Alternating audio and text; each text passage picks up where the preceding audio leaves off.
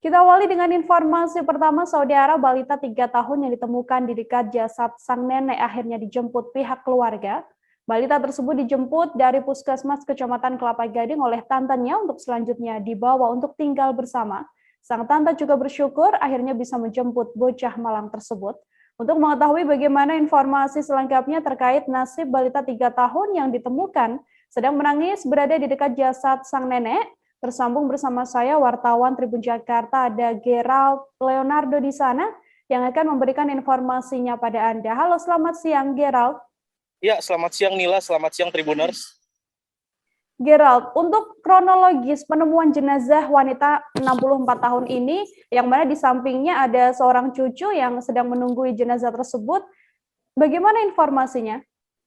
Ya, Nila dan Tribuners, dapat saya sampaikan bahwa penemuan jenazah wanita berusia 64 tahun terjadi di Jalan Gambir Anom 2, Kelurahan Pegangsaan 2, Kecamatan Kelapa Gading, Jakarta Utara pada Kamis 30 September 2021.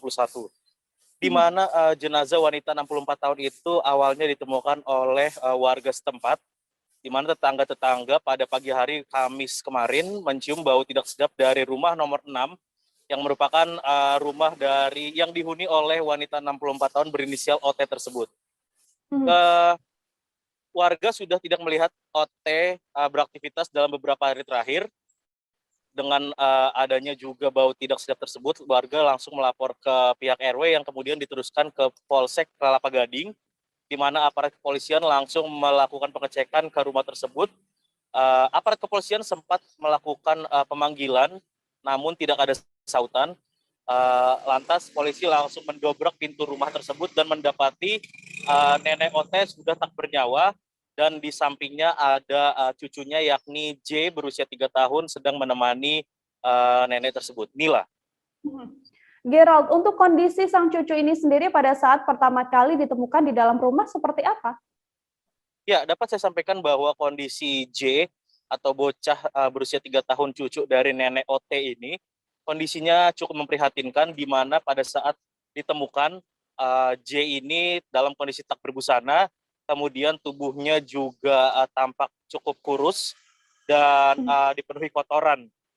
Selain itu juga saat polisi dan warga setempat masuk ke dalam rumah nenek OT, didapati bahwa J terus-terusan menangis di samping jenazah neneknya. Nila. Oke, Gerald, ini kan sebenarnya yang bersangkutan juga hidup bertetangga begitu ya dengan tetangga-tetangganya yang lain. Apakah tidak ada kecurigaan sebelumnya warga sebelum menemukan jenazah nenek tersebut? Ya, Nila, dapat saya sampaikan bahwa ketua RT setempat yang memang tinggal bersampingan dengan almarhumah, memang dia juga sempat menyampaikan bahwa ada beberapa kejanggalan atau kecurigaan menjelang ditemukannya jenazah nenek OT pada Kamis kemarin, di mana beberapa hari yang lalu memang bau tidak sedap mulai tercium, namun di luar dari bau tidak sedap itu, ada kebiasaan-kebiasaan yang biasanya dilakukan oleh almarhumah tidak lagi dilihat oleh warga setempat. Misalnya, di mana almarhumah memang setiap hari akan mengorder makanan via ojek online dan dia akan keluar rumah untuk mengambil makanan tersebut.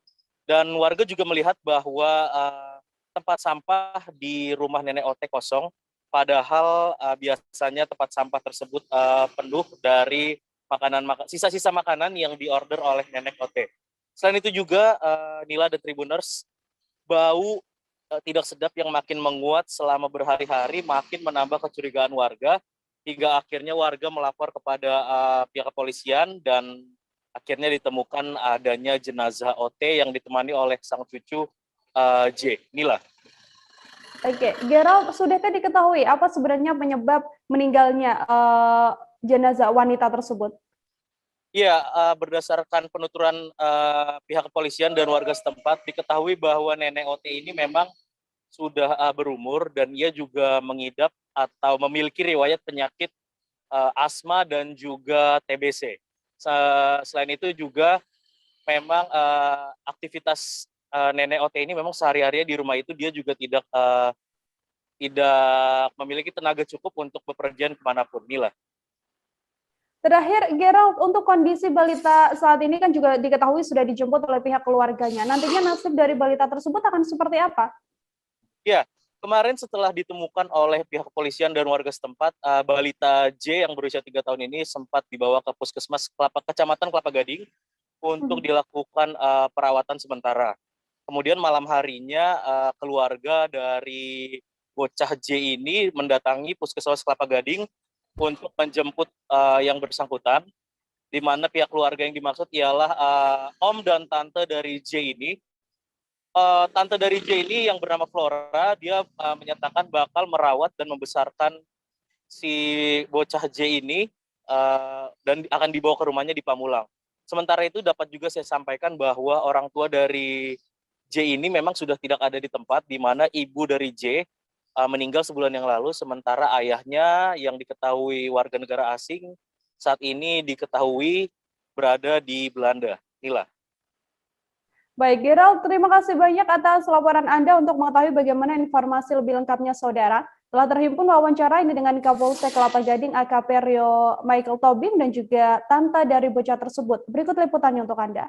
Ya, pada hari ini tanggal 30 September 2021, kami dari Polsek Kelapa Gading menerima laporan dari masyarakat bahwa di Jalan Gambir Anom ini ada mencium pertama bau tidak sedap.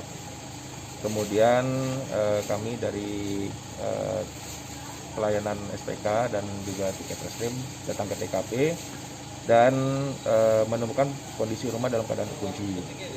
Setelah kami lakukan pemanggilan terhadap pemilik rumah tidak direspon, kemudian kami lakukan pendobrakan. Setelah kami lakukan pendobrakan, di situ kami menemukan pemilik rumah dalam sudah keadaan tidak bernyawa, bersama dengan cucunya berumur 3 tahun dalam keadaan telanjang, dan sudah kami evakuasi ke puskesmas untuk dalam menerima perawatan. Dalam kasus kejadian hari ini, terima kasih banyak dan saya sebagai wakil dari keluarga sangat bersyukur karena bisa menyelesaikan keadaan ini dengan sangat baik. Bu, hubungan dengan sang anak itu sebagai apa ya, Bu? Ini saya adalah tantenya. Bu, rencananya mau dibawa kemana, Bu? Kan saya rawat sendiri. Di mana, Bu? Di rumah saya. Daerah? Di Pamulang. Bu, ini emang adik ini sudah dari kecil ya ikut penanganan ini? Iya, iya. Untuk orang tua dari adik ini gimana, Bu? Tidak ada orang tuanya, jadi terpaksa harus saya yang merawat. Oh, oke. Terima kasih. Ya, Bu. Kondisi gimana? Sehat atau? Sehat. Sampai saat ini. Buka. Ya. Git, buka Git. Tangga sini nih, Pak.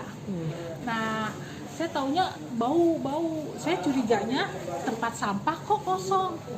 Biasanya dia kan ojek beli online mulu, Grab. Tapi kok nggak pernah ada tukang Grab. Biasanya pagi-pagi udah ada, tapi Grab nggak ada. Nah, saya curiganya di situ. Nah, Selasanya orang Taspen dateng, gedor-gedor. Terus saya tanya, ada apa ya, Pak? Ini, Bu, saya mau ngasih uang pensiun. Tapi si ibunya nggak digedor. Saya pikir lagi tidur.